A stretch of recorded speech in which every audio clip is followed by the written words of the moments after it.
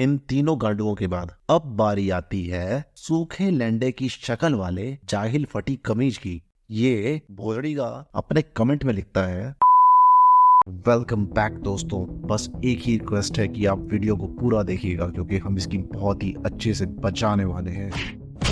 तो दोस्तों, 2 जनवरी को हमारे पीएम मोदी जी लक्षद्वीप चले गए। वहां जाके उन्होंने एक छोटी सी वीडियो बना डाली जिसमें वो लक्षद्वीप की खूबसूरती दिखा रहे थे। अब इस वीडियो को मालदीव के कुछ अनपढ़ जाहिल गंवार छपरी पॉलिटिशियंस ने भी देख लिया, जिनमें से 2 भैंसे हैं और एक लैंडा है। वीडियो देखने के बाद इन तीनों की इतनी फटी कि इन तीनों ने सोशल मीडिया पे इंडिया के खिलाफ हगना स्टार्ट कर दिया। ये जानने के बावजूद कि जिस टूरिज्म सेक्टर के दम पे ये 2 वक्त की रोटी खाते हैं उसमें सबसे ज्यादा इंडियन टूरिस्ट ही इनके देश में जाते हैं। पर हाँ भाई, जिस देश की 100% आबादी मदरसा छाप एजुकेशन सिस्टम से पास आउट हो, उनसे ज्यादा दिमाग वाली बातों की उम्मीद कर भी नहीं सकते। समंदर के बीच छोटे मोटे आइलैंड्स पे रहते हैं, बाहर की दुनिया कभी देखी नहीं, कुएं के मेंढक वाला हाल है। देखो भाई, ये कोई पहली बार नहीं है जब मालदीव्स ने इंडिया के नाम का उड़ता हुआ तीर अपने पिछवाड़े पे लिए है। ये 3-4 सालों से यही काम कर रहे हैं। पर बात ये है कि इस बार इंडिया से इतने तीर बरसे हैं कि इनकी गांड फट चुकी है। सबसे पहले इंडिया के लिए हेट कमेंट्स इन 3 छपरी पॉलिटिशियंस ने किए थे, जिन्हें अभी तीनों को सस्पेंड कर दिया गया है। इनमें से 2 भैंसे हैं और एक लैंडे की शक्ल का है।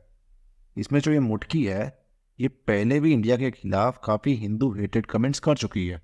इन तीनों गांडुओं के बाद अब बारी आती है सूखे लैंडे की शक्ल वाले जाहिल फटी कमीज की। ये भोजड़ी का अपने कमेंट में लिखता है, the move is great, however the idea of competing with us is delusion। हाँ भाई, बात तो सही बोल रहा है। कहाँ हम राजा भोज और कहाँ ये भोसड़ी का गंगू तेली। आगे लिखता है, how can they provide the service we offer. हाँ भाई, बात तो बिल्कुल सही है। अब तुम्हारी गांड देने वाली सर्विस तो हम दे नहीं सकते। फिर लिखता है, how can they B so clean. Clean? अच्छा, ये है क्लीन। वाह वाह, कितना क्लीन है। वाह, इतनी हरियाली, सिर्फ और सिर्फ स्मेल आली।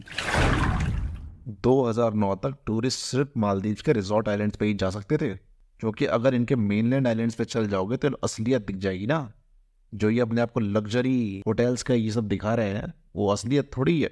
असली में तो साले लोग स्लम्स में रहते हैं, पर थोड़ा बहुत पैसा कमाने के लिए लोन लेके भीख मांग के कुछ 4 झोपड़ियां बना दी हैं पानी में।